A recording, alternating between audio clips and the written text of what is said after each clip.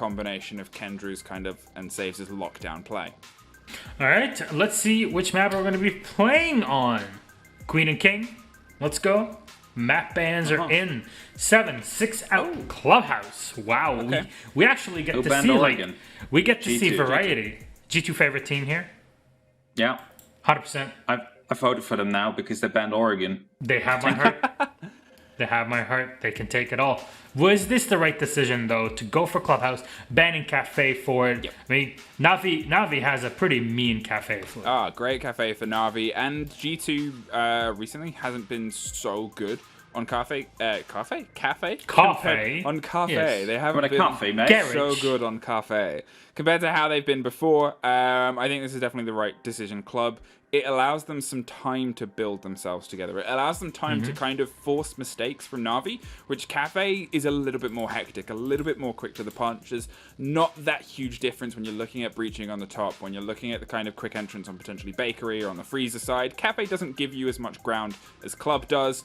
Club G2, it can work very well for them. There's What's your thought? one important thing to keep in mind, right? We've seen a Na'Vi game on Club with this new Na'Vi. And one thing came to mind, Joe opening up every single top window wherever they were playing just to get some pressure down. So if G2 is going to be able to capitalize on that, if Joe, of course, repeats that, you might be looking at some early entries every now and then. So, they know how their roam game works. Not sure if they're going to change that up for this game, but often we see like two people upstairs running around construction in the bedroom, considering if we're downstairs. So keep that in mind. The question is always, how well will the newcomers play? Like, it's such a crazy thing that there's so much pressure being put on them. But again, you're filling big shoes. And when you're in the league, there's only so much leeway that can be given to you for so long.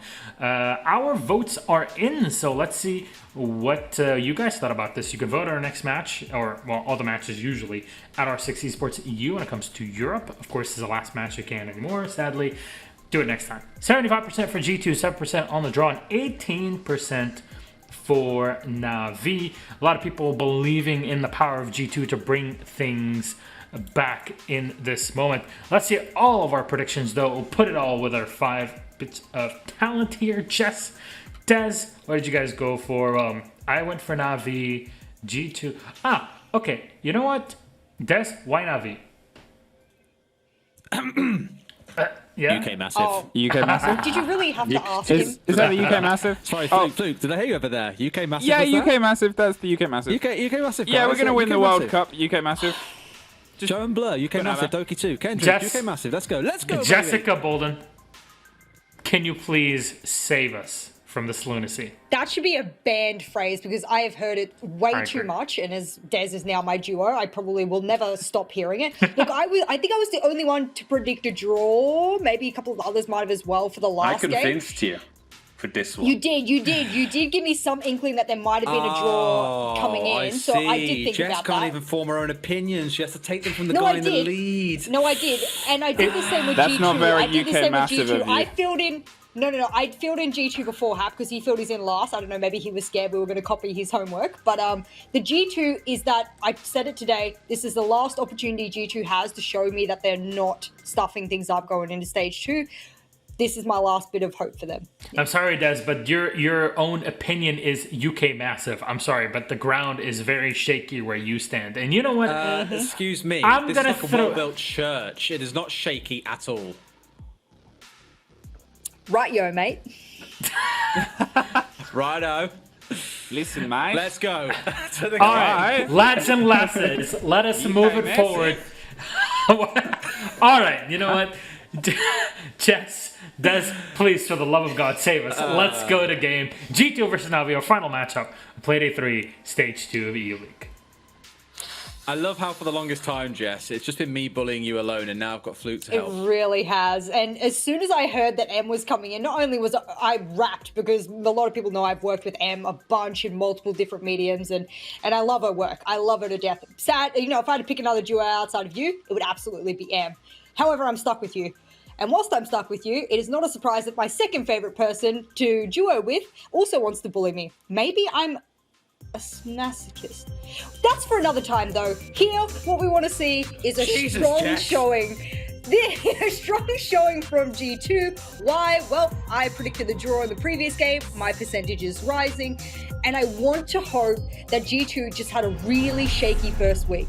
I said last night, and I don't want to be proven wrong here because I really truly believed it. I said they were one of the most consistent teams in EUL. They come into stage 2 and it's like Caster's curse. It's been a weird one.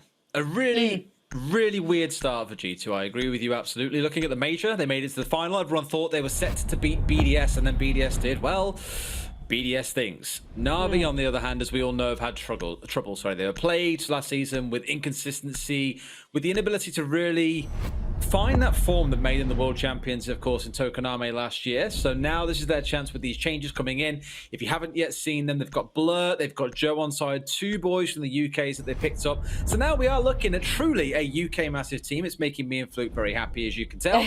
But it's about finding results now. It wasn't the best first week for them either. So both of these teams, I would argue, are 2 teams in the trenches right now. They've struggled a little bit, and now it's time to climb over, step forth onto the breach, and really start picking up those points. Because for Na'Vi especially, it feels weird to say it, but it's starting to almost feel like they're teetering towards relegation here if these results carry on going the way that they are.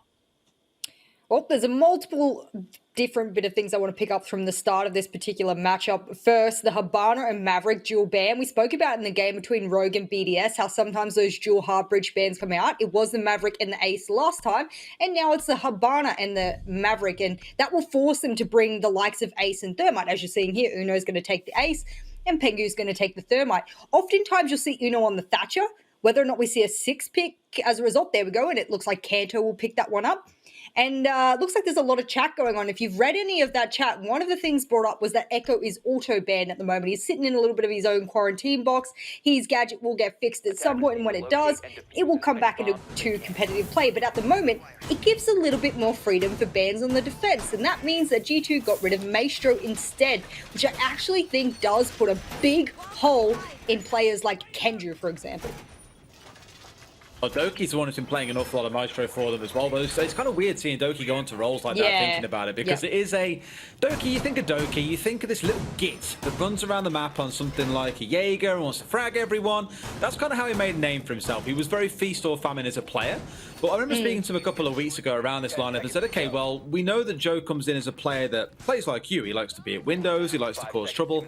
Where does that leave you? And he was like, well, Joe's taking over mild roles. You'll see him being the one that is playing that more aggressive style. I'm still there to support him. We've still got Sage being on that entry sort of role. So Doki's kind of sitting as the, in the most weird way, the smallest linchpin in the world of this whole team, kind of sticking it together in the middle. And then, of course, you're looking towards Kendrew, and who I'm calling Kendrew's apprentice in Blur sat at the back as well. So there's lots to be excited about for this team. We only really saw them wake up and achieve their full form in the second game last week. This could be the chance where we see them at full strength. But, as you said for G2, this is their chance to regain hope and trust from you. This double peek coming outside the main door, and Uno gets put in the dirt by Joe after Blur took the opening engagement. Those 2 new players I spoke about, they strike big at the very start of this round. It's funny, actually, 3 of the operators who could possess a C4 here, only one of them has a C4 in hand. One of the hard bridges gone, but that's okay because they made quick work of this wall. The Thermite coming in very handy. Of course, Kanto Raketti wasn't the one to go down, so he's able to get his EMPs out just in time. Now he can go work on other parts of the map, and whether or not they go for this garage control or they decide to rotate over and do construction pinch as well will be left to be seen. I think Pengu did get on the roof, so maybe that's something that they'll think about doing. Very strange though. I think Doki's the one holding over into Benjamin construction. Joe's below him. What a weird setup for multiple different roles on the side of Na'Vi here, running out, free kill. There goes Pengu, and guess what? No more walls will be getting opened. Man, to get the 2 hard breaches at your first 2 kills is massive for them. But like you say, it's about getting that cheeky little kill. Both of them coming through onto those crucial members as mentioned. They lose the execute power. And Joe, my God, man. I mean, everyone was looking forward to see what this guy could do on day 1. It was a very muted day 1. But so far it has been Joe finding a triple kill, Blur getting the 4th, and Doki getting the 5th to complete a flawless round. That was like watching a pro league team come up against a ranked team that are trying to think of a strat to do, but get shot as soon as they get anywhere near the building. What a first round from Na'Vi. And a flawless one to kick things off. I don't think it'll go in a flawless fashion throughout the entire matchup, but that's definitely a statement to make in your first round against G2 with your new lineup. We've said from the very beginning of this stage, when all of those teams made roster changes, it's either going to be amazing or it's going to be a flop. And for most teams, it's been pretty damn amazing. So we have to shout out to those teams who made changes, who made role changes, full player changes, whatever they may have changed in their particular lineup. It's really working for them now. And Na'Vi is one of those ones. It's almost reminiscent of the Secret development that we see. It's a great arc for them. It's a great new trajectory for them. And it might shake up the leaderboard exponentially. That's kind of the intent, I think, coming into this, was to see these two step into a more aggressive role, because they lacked that fragging power a little bit last season. Now, we know that we had Doki, we know that we had saves, but I think they were looking for something else, because Doki's now got all this experience built behind him over the last year and a bit. And speaking to SI earlier this year, he does speak as a guy that's really concerned about the mentality of the team, their performance as a unit. It's not just about him and his ability, it's about the whole collective. And I think that's why they've made these aggressive changes, put them into kind of his, dare I say, grunt roles of going out there and killing people. What more fun could you possibly ask for? But it does let him take this more kind of central flex role, like I mentioned. Really exciting stuff. That first round, very, very convincing. G2, less than convincing. Still got a lot more to see from them, and Joe's going for it once again out a window by the looks of it. Give him the time and he will leap. Surely they know this. They know that Joe's going to be looking at a door or window somewhere, and it's Uno, the one who was the victim last round. He doesn't want to die to it again. They must have had a drone, and they must have heard of this being prepped as well, whether or not that drone was in there or not. And it's like Joe knows. He's got this sixth sense about him where he's like, I think someone's watching me. Maybe I should wait. Maybe I should work this out. Perfect timing. Are they prepared? Spot someone, and Uno finally gets his revenge. Uno's revenge. Uno reverse, some may say. Played the right card, and Joe's the one taken down. That is so patient from G2, and this was my fear when I saw that Joe was the guy joining this lineup. We know what he likes to do. He likes to be aggressive. He's out of windows. He's doing runouts. How do you counter that? You just play very patient. You get on your drones. You hold those angles for each other. Oddly enough, Jess, you play like a structured team, and that's worked wonders for them there. Yeah, sometimes, you know, sort of, I guess, sacrificing those 10, 15, even 20 seconds sometimes to hold an angle really wins out. Saves was right up against the breach there. You can see on the CCTV wall. Had he peeked out and had Uno still been up on the catwalk of the spawn there of kennels, then he would have netted another kill. Is it worth the time delay? Sometimes, yes. But it depends how aggressive the team's going to be. For the most part, we've only seen Joe really fling his body outside. So I guess G2 can feel a little bit more safe now that he's off the board. But it's wasted half the round, and they really don't have a lot of map control yet. Oh, naughty. I was waiting for that to come through. It was going to go one way or the other, but it's Saves who gets dinged in the head, and down he goes to Virtue. I was going to comment on how aggressive Na'Vi are being on the roam here. Let's not forget they're defending downstairs, yet have been playing with a couple of members trying to cause chaos on the upstairs floors, looking towards Joe, and of course out towards Saves, who are both now dead. It did burn, though, about 100 seconds in this round, which puts us down to about a minute left. You've got to deal with an excellent side player in Kendrew, Doki with a shotgun, and Blur, Kendrew's apprentice. So they could do a lot of damage here in time, but G2 have got the numbers advantage, so we absolutely cannot count them out yet. Absolutely. We're coming down to the 40-second mark, and that's when you generally see teams try and sort of make some pace, get some of that side control that they need. Drones are zooming around, and almost all of them are destroyed now for G2. Pokeball is almost going to take Uno's life, 50 HP as an impact should upon direct impact, and now Blur is hoping he can push back this blue hold. Oh, looks like he's going to be the Pokemon he's catching today, and we're down to 20 seconds. G2, they got to speed this up. Naughty little self-tap there with the impact, not going to achieve much, but Uno strikes up, finds a double in this round. It's all fell apart here, unless Kendrick can work wonders. Somehow I really don't think he's going to. He does find one, but G2 with a very decisive round. And here you see the sides between these two teams. You see the aggressive roam game coming out of Na'Vi, which works wonders in the first round and gets flawless. The second round, G2 slow down, play the more tactical drone-based game we know they're more than capable of doing, and shut down that roam game. Now the question is, which way does it swing for these next 4 rounds? Because we've seen the best of both teams. Now it's going to be this awkward struggle in the middle to see which way it lies. I was really critical of G2 back when I did some content for Ubisoft during the mini major, actually. And I said, you know, I really feel like Clubhouse is a map that they should avoid. There are other maps where they find their strengths, you know, whether or not it's a little bit of time management structure that they're struggling with. And Clubhouse hasn't been a good map for them historically, even short and long term. So I kept saying, you know, I feel like this is a map they should avoid. They should avoid. When I saw the map pop up during the analyst segment, I thought to myself, oh, not again kind of thing. You know, I feel negative things towards this map and G2 playing on it. And That round came down to the fact that they all push one-dimensional through blue. I can't name an area of the map there where they pushed in sort of simultaneously for a pinch other than blue. It almost seems so one-dimensional that you were talking about rank strats before. That's how I felt. And that's such a shame because G2, they know what they're doing. I mean, you got the likes of Shaz, you got the likes of Sewer around you, you got really big names on your roster. It's strange to see them playing this way when they have so much, you know, I don't know, potential. It is a weird one. It's been a shaky 2 or 3 games for them so far, but we all know what they can do. We've seen it at the Major. We've seen it multiple times over at other tournaments and stages throughout the last year or so. So let's see if it's just a bump in the road. A small bump, should we say, as they always say. Class is temporary, but form is temporary. Class is permanent. Other way around. Totally not a Freudian slip, I promise. Well, it doesn't really matter what kind of slip it is because I don't think G2 will want to let any more rounds slip out of their hands here, and as any team doesn't want. But for the most part, what they're looking for here is to get the most attacking rounds they can here on Clubhouse. I mean, if we look over to their stats here on Clubhouse, they've won 1 round attacking on CC, 1 round on Church and Arsenal, and 2 on the Master and Gym in all of their history since June of playing Clubhouse. That ain't good. So you gotta bump those stats up, G2. Those are rookie numbers. Those are rookie numbers, she screams. They are. They need more. They definitely do. And speaking of needing more of something, points is the one thing I mentioned earlier on around Na'Vi and relegation potentially becoming a thing. They finished 5th. They had 12 points. They were tied with Virtus Pro, 1 point above Team Vitality and 2 points above Tempera. The team that you're looking now that Team Secret have jettisoned themselves into the atmosphere and are no longer part of this relegation scrap, you're looking towards Team Empire. 9 points in the last stage. They're so far on 3, giving them a total of 12. Na'Vi currently sit on 14. So you might argue, I guess Tempera are kind of slipping into the scrap as well, but Na'Vi are definitely not clear. So it's about time they start grabbing some points here, and 3 points would be huge for them. G2 I'd wager are already safe given they already sit on so many. Well, half the round has elapsed, and I would argue that G2 has more map control than they did in the round preceding, and as a result, we'll see whether or not this first engagement goes the way of G2. It doesn't, and it looks like they want to kick things off. It's almost as if Joe and Blur are at the forefront of almost all of the opening frags thus far for Na'Vi, and the rest of the Na'Vi players, they're just waiting things out.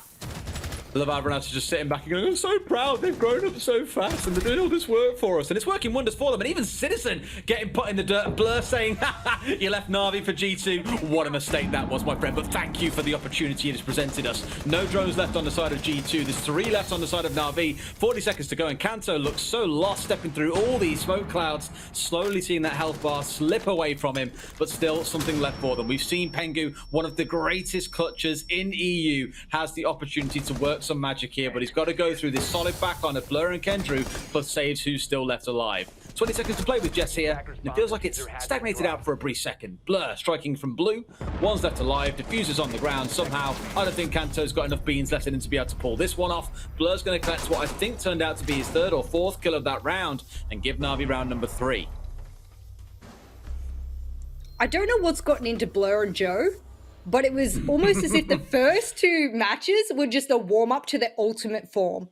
And I know that's an awful reference, and I get it, you know, weaving out a little bit here, but... Totally fine by me, Jess. Of course, you understand me. You understand me. But it's like we're finally seeing their full capacity. And when you pick up players, especially players that aren't necessarily known, I mean, outside of the UK, a lot of people wouldn't have known these names. You know, Joe, Blur.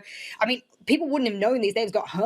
Na'Vi's picking up. Who are these? Well, this is why they picked them up, is because they knew their potential, they knew their capacity. And I mean, did Doki even really shoot at a player that round? This is what we spoke about with BDS. BDS has their support players that don't really need to do anything because their front runners are doing so much.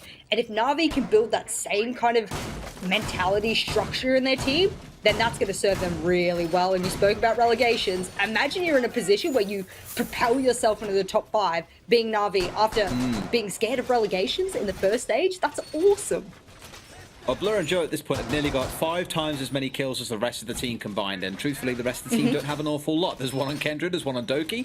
Saves yet to get himself involved, but does have a couple of assists to his name.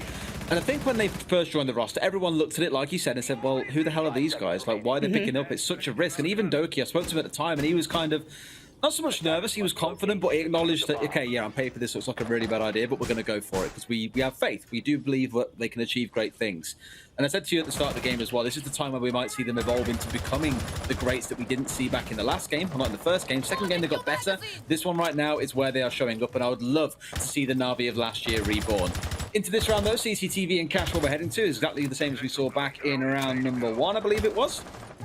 So it's time to step up and find themselves going another way. That last round was very defensive. It was basically Na'Vi sat on site and waiting for them to come to them. G2, Virtue especially, already being challenged once again here and down to just a slither of HP.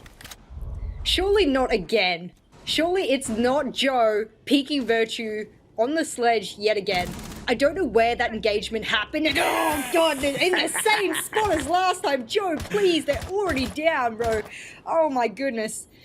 Whether he runs out of double doors or he peeks from the top window, he's like an enigma. You don't know where he's going to be next. And he never repeats the same jump out twice. That's something I've got to give him props for, because you could say that he's got these monkey plays and he's really aggressive and he's all aim, no brain. But I'm sorry, there's a lot of brain there when this man is consistently trying not to be predictable. Doing the hard yards for his team, and it's brought down the hard breach again when it comes to this site, like we saw back in round 1. Quite early on as well, inside 45 seconds. In fact, their 4 opening kills so far have gone 230, 215, 120, and 215 left on the clock. Wow. All 3 of those have been so ridiculously early because it's about disrupting G2. It's getting up in their face and not letting them be comfortable, and I love it. Well, less than half the round left, and I'm not entirely sure whether or not they were able to get the wall open with Pengu, and if they have, that's good, because at least they will be able to hold the rotate. But Pengu says, okay, I need to now enter into construction. How many of those does he have left? Can we get an extended view there, please, as Blur takes out Citizen yet again, and Kanto claps back on Doki. So that's a really good trade back there, but I'm not entirely sure if they have another hard breach in the hand of Pengu, and if they do, no, they don't. They've already opened the wall, so they won't be getting this construction wall over, and with Pengu getting the diffuser in his hand over on the construction side, this means they're going to have to walk through the door, and that's exactly what he's going to do. Going to push him really aggressively here for a spray to come out of Kendrick, playing at the top of red, and brings one down. Joe injured in the process, mind you, so it's not quite as clear-cut a victory for Na'Vi as you might think.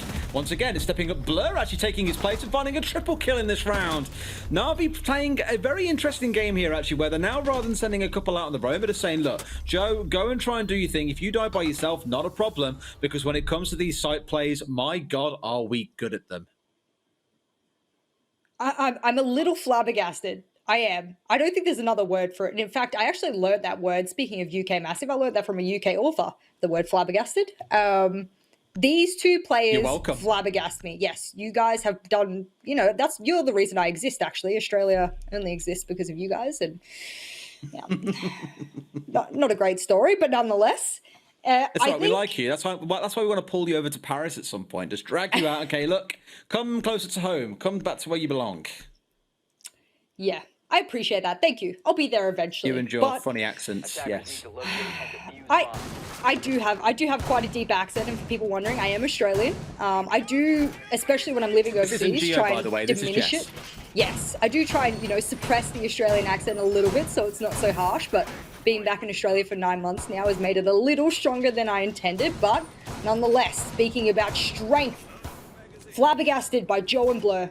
They're absolute monsters. And in fact, we're speaking about Joe a lot. I actually think that Blur is a more consistently impressive player. Right place, right time, headshot percentage I would love to see on CGG after this, because it's not something that a lot of people look at, but is a very key statistic in being able to analyze whether a player has good crosshair placement. And that's something that coaches sort of look at every now and then, and that's something that I think Blur has down pat. I mean, let's not forget as well that they had him on side for a short amount of time towards the back end of last year to kind of stand in for them, be that pickup player. Clearly liked enough what they saw to bring him back in and give him another shot and actually say, come and join the full-time roster. Let's work on you a little bit. Let's improve you as a player. Let's give you the support staff around you and know what they're up to as well or what they're doing. And clearly it's working wonders for them in this game at the very least. And like I keep on saying, I'm really keen to see how games to game, when do they finally trajectorize downwards? Because the last 3 games they've got better and better. However, Uno is getting far too used to being run out. And it's like, Joe, I'm sick of this. I'm done. I'm striking back, and he brings him down. The key thing here is there hasn't then been a second death coming through onto Na'Vi straight after. That's what I said in the last round when they have 4 left alive. Stay on site, play the site play because you play it so well. But there is nothing wrong in losing Joe and trying to kill an early hard breacher. It's almost always that Joe can sniff out where the hard breacher is. 9 times out of 10, it's been Uno that has been his target, and it's been Uno on the hard breach. So it's a pretty funny one that he tends to be the victim, but it's good that he's able to be more aware now and he's able to get that revenge. It seems that the gunfights have been 50-50 at the moment. And now Kanto Raketti underneath. Not the best game for Kanto, considering he is the Ashman. He's the main fragger and entry there for G2. So whether or not that's been part of their downfall here on these particular rounds. And now the drones are coming in. Oh no, Doki wasting his ammunition on the wall. Will he be able to get the kill? Yes, he does. And that's Virtue down. No grenades anymore, which I argue they probably should have used on the shield to start off with. Or at least cook some of those ADSs in. Well, there goes the C4 as well. No way does he make this alive. No way does he get out of here alive. He's got 1 pushing in from inside of CCTV and 2 pushing up red. If he gets a second kill here, it could be massive. Tries to get 1, can't quite get it. Pistol out and gets the down at the same time. Pushes in towards red, and finally Uno will collect the kill, the second kill of the round for himself, that is, to bring things back to 3 apiece. But that was a great play from Doki, wasting not only time, but bringing down 2 members on the side of G2. Uno's so very low here. Not sure how many Selmas he has left. 2, I believe, in the pocket, and he runs into a goo mine. And if he runs into any more, he's going to have to pull them out almost instantaneously. He's too low HP. It will detract from his health too much. And actually, there's another one right in front of him. I can see it there. Smoke Babes rain out as well. And with 30 seconds left, well, they're actually quite early considering. And G2 does have the time they need. And saves, finally. He'll get Citizen, and now it's up to Kanto Raketti and Uno. And as I say that, Uno goes down. It's all up to the fragger of G2. 1v3. Saves Blur, and Kendrew's still on the line here, Des. Banshee giving away his position. Oh no, impacts as well. Blur knows how to do it all. And this is what G2 have got to break. This is what they've got to work with here, is again that adaptation by the side of Na'Vi to say, right, saves, no more playing aggressively, no more playing on the roam, come and sit on site and be playing aggressive inside the room instead. Because he walked from inside a bathroom there, up in the top right corner, right down towards the mattress, sat behind that and challenged from the bomb chassis onto window, killed Citizen, swung out on the pixel angle and found 1 in construction door. The man, they didn't expect him to move that aggressively, I don't think. It just got caught unawares by him there, but really good play by Says to find 2 very critical kills. Na'Vi sit at 4-1. I'm really excited to see how their attacking rounds go, but on the side of G2, I will also give some credit. Uno, when it's come around to these opening duels, currently 2 apiece with Joe. Joe has killed him twice, he's killed Joe twice. So it's back and forth between those 2 all the time. And for a player that I think probably until this season, everyone would say, you know, Uno tends to be 4th and 5th in the ratings, doesn't contribute a lot. He's always been the IGL, that's sort of been his big focus. This season, in both of their 2 games so far, he has been the top-rated, top-fragging player. I don't know if that shows that it's a bad thing for the rest of the team or a really good thing for Uno. Probably more towards the former, but either way, it's good to see him demonstrating that he can still play with the best. Well, Na'Vi has 1 more round here on the defense, and it looks like they're going to choose to go downstairs. Their setup looks to be pretty usual, pretty meta. Not sure if they'll have that rotate between the hallway and armory over towards the double doors of church, or whether they'll just keep that as a line of sight. Looks like they're just going to keep it actually above head height, possibly to give Saves the opportunity to smoke over behind box 3 and the default plan of B-bomb if he wants to. So doesn't give them the opportunity to shoot back unless they open a hole there themselves. That's a nice little one. And the rotate's in the middle of the wall instead. So if they want to challenge the church double door, they're going to have to go right up into the rotate hole, which puts them in a really precarious place. So I like this adaptation. Oh, stop it. At this point, just stop it. It's awful. G2 must be their comms must be so erratic right now, going, not again, not again. No, I imagine it's much more erratic than that, and probably full of far more vulgar language too, to describe Joe and his antics so far in this game. Because as you say, it is constantly for Joe. Every battle has been before the 2-minute 15 mark. He is trying to get involved in an opening kill in every single round before we hit that 2-minute mark on the clock. And they got it right once, the side of G2, in fact twice. The first time round when they were watching the window he's waiting to jump out of. The second time, Uno just knew that he was coming out of the garage door. Whereas it feels round to round, they just can't seem to keep up with it. I bet they can't wait to go on the defense. They haven't got to deal with these crazy plays coming out of Joe. Well, this is the last round for Joe to do it, and he's capped it off in style, taking out the soft breach and the grenades, which is actually quite huge when the when it's bottom floor. You know, you generally want to rip up the hallway, you want to rip up kitchen. You also want to try and get rid of any of those shields or those banshees that might be persisting around. Blur's played 100%, and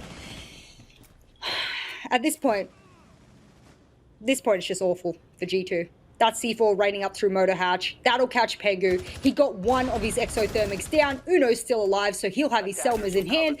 And it looks like they're getting a little bit sporadic here. They just want to get things open because they're panicking. Panicking indeed, although they do manage to find something back for themselves here, and it's bringing something somewhat towards balance here. It's still a 4 versus 3. There's still 60 seconds to go. G2 with a couple of drones left on side. Something I've always criticised them for has been weak drone play towards the later stages of the round. In fact, it was on their game against against Na'Vi on Cafe last season when I first really caught it, was how often they were out of drones come the 30-second mark. Here we've got 45 seconds to go, and there is one left for Uno. Wouldn't be horrifically surprised if that is sat somewhere on a flank for them, so they have nothing to push into the site, and Saves and Kendra are more than happy to step up and go, thank you very much. We're here to collect our taxes, and the price is death. 4 versus 1 for Na'Vi. 30 seconds to go, and Kanto once more, I doubt, can do it all by himself. We all remember those old days when he could, but sadly, Blur and Joe are on the field. Well, someone had a little bit of a magic trick go off there, but looks like another round in the hands of Na'Vi. Halves will switch. But I tell you what, when I said this was my last predicting hope here for G2 come this third game of this particular stage, that's it. Even if they do come back in this half, their poor showing in this particular first half of this game and combine it with the other games they've played so far in this stage 2 has looked really weak from a roster full of stars. I don't know what's going on, because if there is not a singular player on that entire lineup, Pengu, Citizen, Kedra, Raketti, Uno, or Virtue, that you couldn't turn around and say was individually a star player, because they absolutely are in their own right. Whatever is going on, or whatever glue they're trying to use to stick them together, it's not the right glue. I reckon you've just got to scrap it all, reform everything together, and whatever's been, I don't know, going against them in all of these 3 games, and even a little bit in the major as well, in the major finals where they were 2 maps up, you've got to argue that you're just better off just trashing it all and going again. I don't really want to focus on one player on the side of G2 too heavily here either, but speaking of UK Massive, let's talk about Citizen for a brief second. A fragger that many held in ridiculously high regard. We all know how capable this guy is. We've seen what he can do. He was an absolute demon in 2019. But so far this season, in both of G2's games, he's had 44% and 42% cost. He has been very limited. He hasn't gone positive in KD once. I don't know what's happened to the fragging front line of this team in terms of Citizen being the real spearhead for them. But he has been quiet. He has been silent. And even in this game now, he has 1 kill to his name across 6 rounds. This is not the Citizen we are used to, and we need to see him and the rest of G2, as you say, returning to the form that we all know that they can get into. Well, Kendra Raketti's going to pick up the Vigil here. He was Ash on attack, and now he has his ability to run freely around the map with his particular ability. No drones will be able to spot him, but as he pre-fires everything, his traces will give him away anyway. Uno will pick up Joe, and that's a great pick up there out of the Zofia. They want to get rid of these real key players for Na'Vi, and Joe is absolutely one of them. Saves would be the next, I argue, and as Blur decides to hit the roof and possibly go for another drone. Looks like this extended roam here from G2 is working wonders. There we go, UK Massive, as you said, and now he'll be able to pick up onto Blur, the other key fragger that we were talking about just a mere round or 2 ago. And this is looking so much better here for G2. Much better because they got rid of the 2 fragging members on the side of Na'Vi as well in Blur and Joe.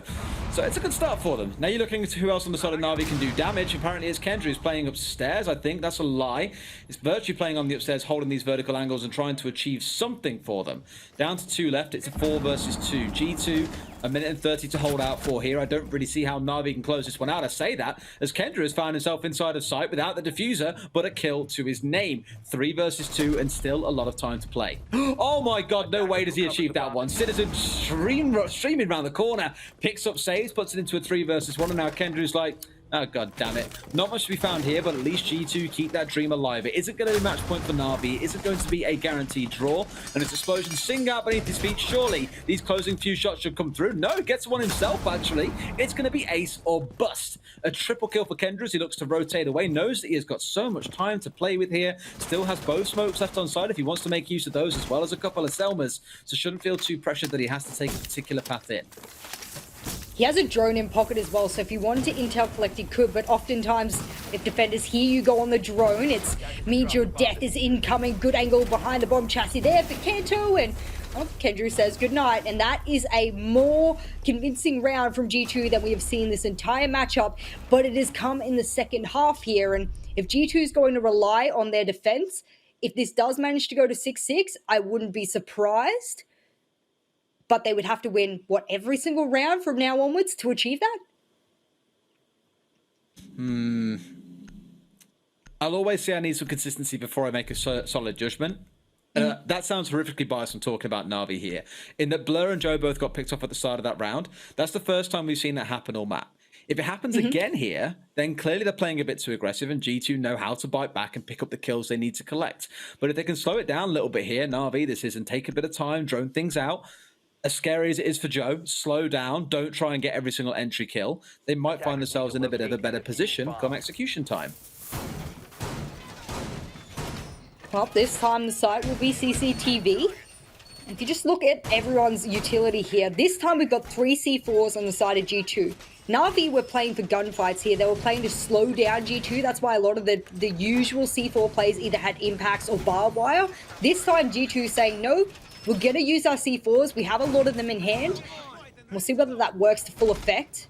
Whether or not Virtue will play down below as well, because you got to also think, okay, how are they going to get this wall open if anyone decides to trick it? That's the big thing. Maverick's banned, so that's the one big counter to a bandit trick. The only other way to counter it on this particular site is to go below. Whether they use Doki's grenade, they use Joe's Zofia gadget, or they use just something else to go below and deal with it, then that's typically how you would expect them to try and counter this. So if they do go below, they're going to be met with Virtue, I believe. He might decide to rotate down. I'm not sure who else is rotating. You see Citizen roaming pretty far on the map as well. So I want to see them challenge it like they did in that particular last round, where they really stopped Na'Vi in their tracks early on.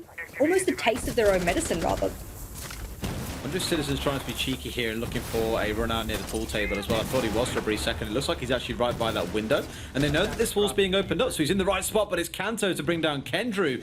After he used those Salmos to start opening up the wall in towards the garage, that's going to be the ace removed. So G2, giving Na'Vi a taste of their own medicine here and bringing down those hard breaches early is definitely doing some damage. And here we go. Blur should be able to get this open with the assistance of Joe from below. No, they're going to be able to trick it off. Oh, that is pain.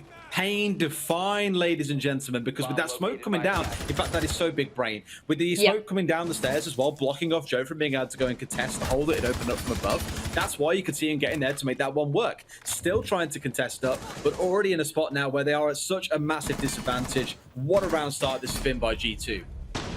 Oh, the angle, Joe. Jesus Lord, through the bars with a 1mm sight. Oh, he's got one and he's got two, and well, now the wall gets open, and whether or not it was worth challenging that, I mean, if you're Uno, okay, why not? You have the downward angle. That is the preferred advantageous angle.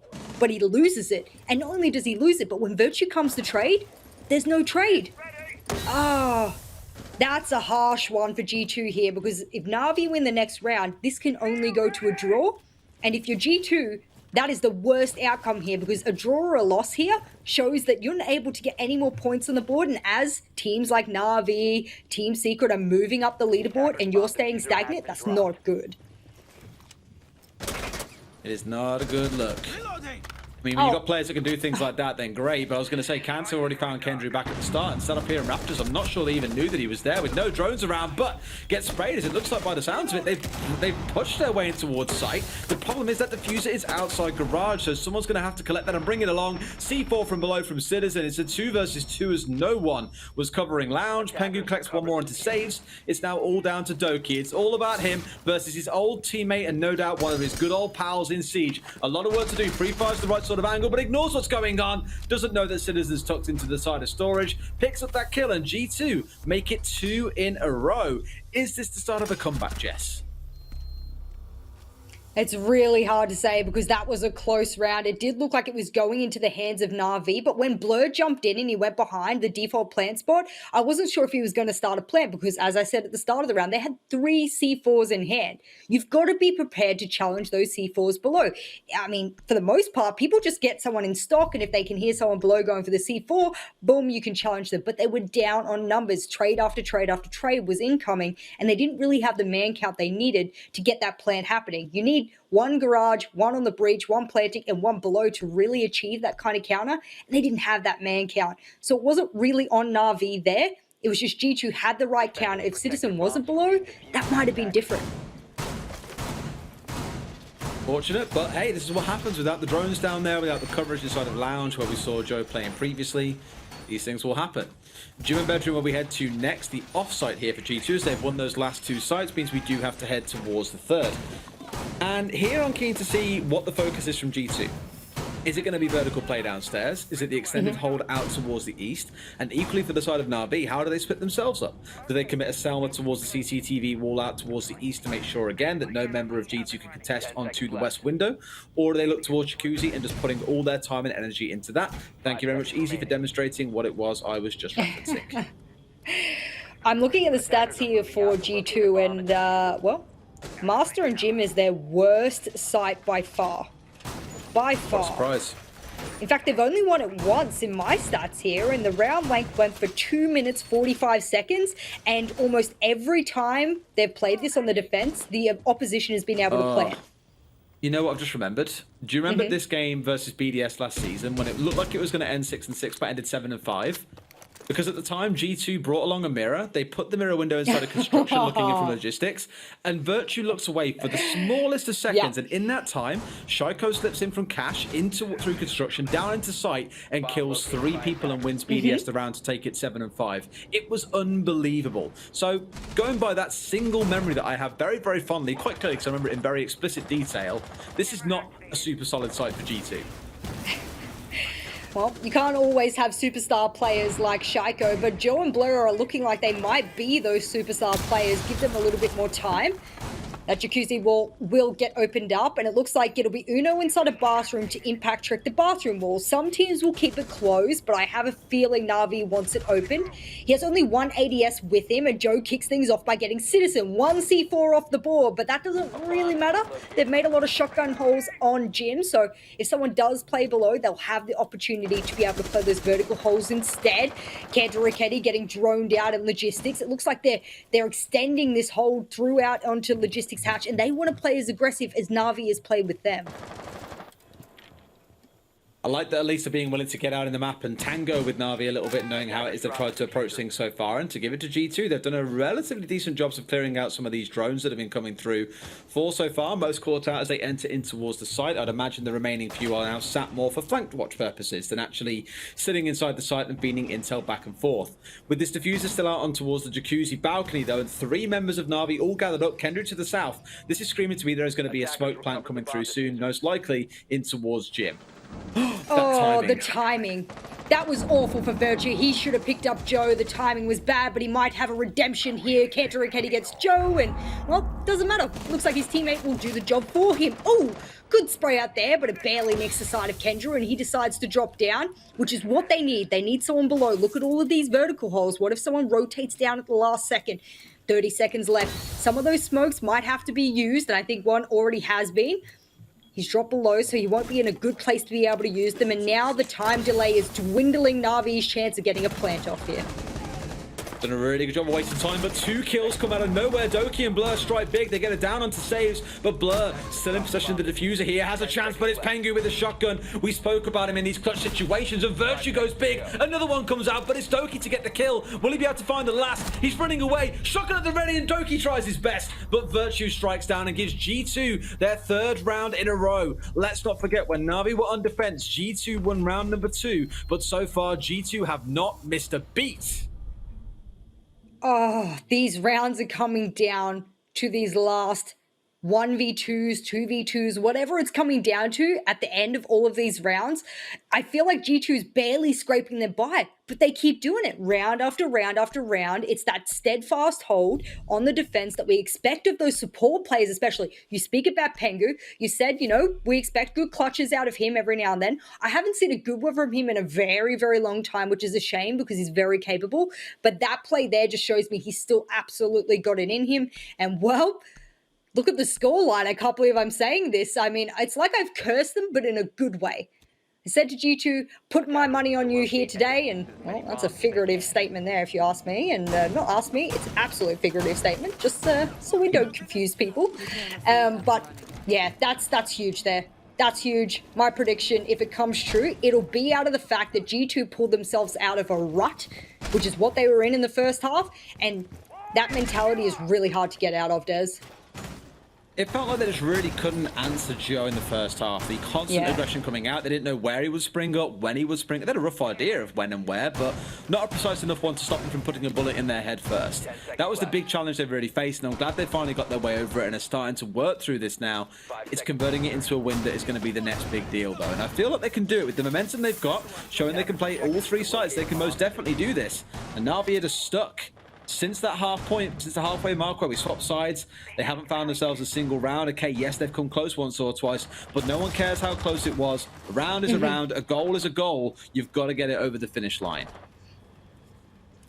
Well, this time it'll be Joe to drone himself in to make sure that this C4 won't get... Did he just... The man doesn't miss. So that C4 will get shot midair, and Joe saves himself from almost imminent death. And now he expects the jump out on him that he would most definitely do to his opponents. That means Citizen C4 is gone. Whether or not Uno has one or not, that means that might be the last C4. But they'll be, I guess they'll be relying on Pengu and his smoke babes here. That will be the big key for their plant denial if Na'Vi does get close enough to the plant. And given that they should have map control at the moment, there you go. Yes, they'll have middle and top floor now in their hands. We saw G2 do an extended roam last time. They've swapped it up, decided to do a turtle hold this time. And with no C4 at play, they're just going to have to let Doki start opening these things up, and either they challenge it with their weapon des or they die to that challenge. They'll be so wary though, Doki, as well. You never know who's waiting nearby and who might catch you out if you're not too careful. It only takes the smallest of angles and you are in hot water, young man. As a quick note, actually, I went back over my notes from last week of when Na'Vi played up against Tempera. And in the first half, it played out exactly the same as it did against G2. Admittedly, it was 5-1 to Na'Vi here rather than 4-2.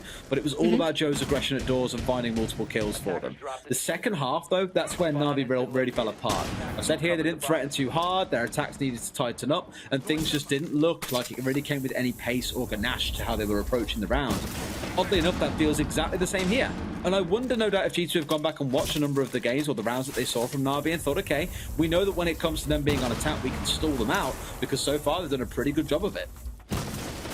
Failed impact tricking there means that most of this wall will have some kind of line of sight. They've done a bottom left there so that you can do a prone angle across the stairs.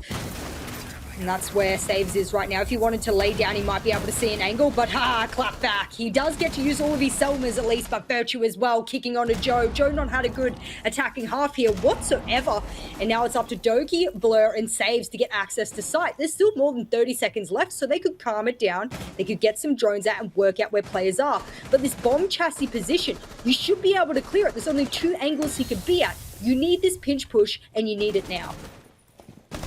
Almost trying to catch one on the spray across there as well. Blur's got to be so careful. Why would you stand back in that line when you just shot at it? They knew exactly where you are. You've got Doki upstairs, but look at the health bars on the side of G2. Quite a few members starting to run low, but there is nowhere near enough time. Na'Vi, the curse from last week, strikes again. Too slow on the attacks, not enough pace, and G2 are more than happy to collect round number 10 and put this at 5 apiece. I want to say I don't know which way it's going to go now that we're going to see all 12 rounds, but I think you, and the viewers all know where we expect this game to go. G2's defensive-sidedness is immense. Whether it's the map or whether, I don't have the statistics here from their previous games in this stage at least to say how defensive-sided they are, but it just goes to show that You should never count a team out in the first half. And that's exactly what I did. I mean, if you go back and I'll be going back in the VOD myself just to see exactly the moment that sort of clicked for G2. I think it was exactly as the half switched that we started to see so much success from them. Not a single round here from Na'Vi that I have thought was super convincing at all in any way, shape or form. But almost the same sentiment to G2 as well. I think a lot of these rounds have come down to, like I said before, 1v2, 2v2s, etc. That round was one of the most convincing. I really want to know and see what Na'Vi look like when we step away from Clubhouse. And part of me thinks, do teams want to take them away from Clubhouse? Because you know what they're going to do. They'll now have played it 3 times. I imagine on Na'Vi's side, they probably want to ban it away against the next team they come up against. Because you've shown everything now. You played it 3 times. They know what Joe's going to do. They know how you attack. They know that you've got problems with your attacking pace and how aggressive you look when you're on the attack. It's kind of unfortunate because I say as a defensive team, they look phenomenal. Like with Joe's aggressiveness on the roam, with how Na'Vi, the rest of the team play when they're on site. Brilliant stuff. Oh. It's actually now to... Mate, not again almost. God. We saw this... Didn't we see this like last week when someone was trying to reinforce really late and nearly got tapped? Yeah. Yeah, you and I were watching it together too. That's hilarious that we're going through that yet again. Joe almost got a free kill onto Pengu. That was brilliant. It's interesting to see that the way that Joe plays on attack is that he's so wary of every door and window. And it's because he knows what it's like to be a defender that leaps out of every single one of those or peeks them all. I'm surprised that for G2 at least, we only saw a little bit of early aggression from Citizen in the first few defensive rounds, and then they've quietened it up. It's almost as if they know that playing together has reaped more rewards for them. And I'm glad that they're playing that way because it's worked really well for them now. And I hope that Citizen at least keeps his C4 in pocket for this round because last time it saved them the round. So it's got to be playing on his mind this round. There's a couple on side. Oh, my. Runs straight in front of Blur, playing down on the west window and gets himself snagged out there. And it's always a risk you play in trying to be the bandit player here. You're walking in front of where there might be grenades singing in, which is the wall. You're stepping across to that window to keep yourself safe from said grenades. You might get shot from the window.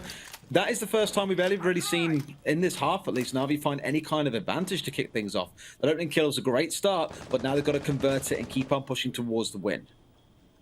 Pengu taking a really aggressive angle on the wall here. Joe not really interested at the moment. He's more interested in cash door, as you should be. Generally, you'll see a shield there, but now they've opened the CCTV wall. You see Kendra, he now wants to open the cash wall. Look at the time in hand for Na'Vi. We spoke about their mismanagement of time. This round, it's looking so much better. And Kanto, hello, Pengu, hello? What is going on? They're gifting Joe all the kills in the world. And when I said he had a bad attacking half, G2 felt bad and started gifting him kills. My God, how did Kanto not know he was out there? There's a massive breach behind you, man. You should know about these things. And Pengu, I completely get the idea. Swing out and go for the traders. Maybe he's trying to reload, but it absolutely wasn't the case. It's down to a 4 versus 2. Things are getting opened up all around them by the sounds of it. There is going to be work here for G2 to hold on.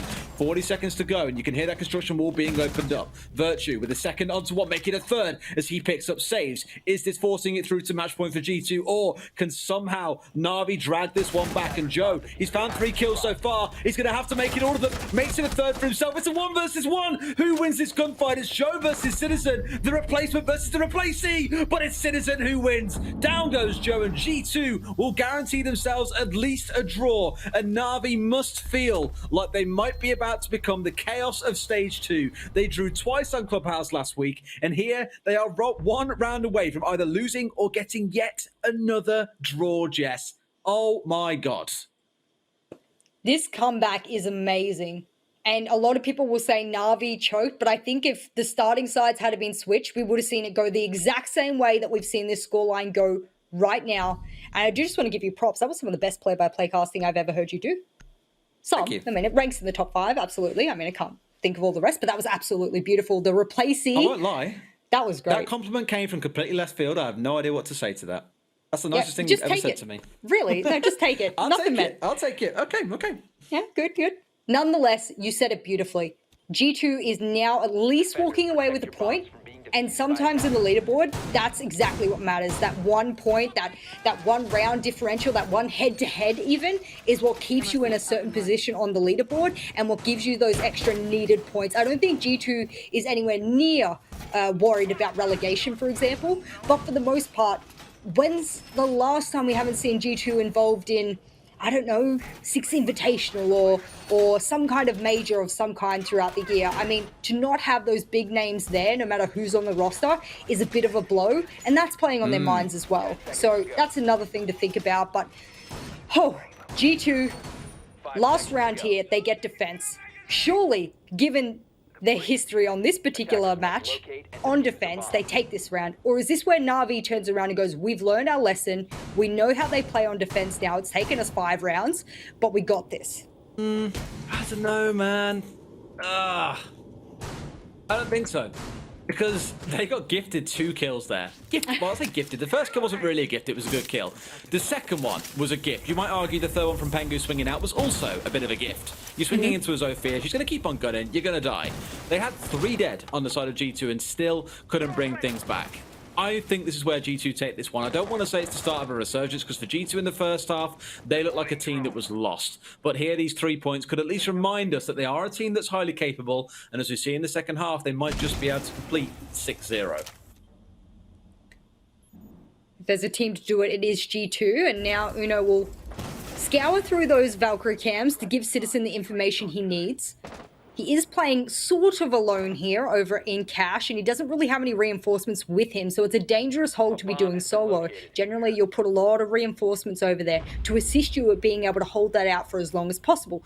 Joe's job looks like he's just stopping anyone from peeking the CC window. That's his job. He hasn't moved in. I don't think he'll move in until late round, and now he's letting the rest of his team focus on Jacuzzi wall. Will they also get this bathroom wall this time? I believe they have. And this is a big difference from the last time they pushed Jim. They didn't open any of that wall last time. Now they have it open. This could be the key to the draw for them. Oh, Joe shuts down Citizen, kind of completing the return on that duel they had at the end of the last round. Virtue will trade it back pretty much straight away. And Uno, I've mentioned already what a game he's had today, and although others have caught up in this second half, he kept the dream alive and is now still delivering for the team with a second wonder shot onto Doki. And that right there is good night, not just to Doki, but to the dreams of Na'Vi. It's 2 versus 4. One comes on the window. Virtue is there and shuts him down. And Na'Vi at 5-1 must have thought there is no way this ends over. Joe and Blur were in heaven, experiencing pure elation at the result of how they have basically won this game for them, but it's all down to Saves by himself. We've seen some wonder shots tonight, we have seen some wondrous multi-kills, but something tells me we're not going to see Saves be able to do this one all by himself. The shots come through, down to about 77 HP, 2 or 3 more will put this dream to bed, and G2 will find those 3 points they sorely need, and it'll be the side of Na'Vi falling ever closer to relegation. G2 bring it back 6 rounds back to back.